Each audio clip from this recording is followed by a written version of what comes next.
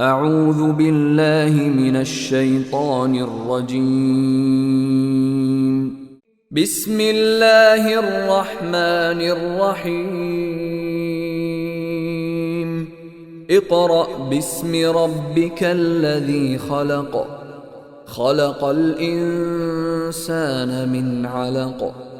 اقرأ وربك الأكرم الذي علم بالقلم علم الإنسان ما لم يعلم كلا إن الإنسان ليطغى أن رآه استغنى إن إلى ربك الرجعى أرأيت الذي ينهى عبدا إذا صلى أرأيت إن كان على الهدى أو أمر بالتقوى أرأيت إن كذب وتولى ألم يعلم بأن الله يرى كلا لئن لم ينته لنسفعا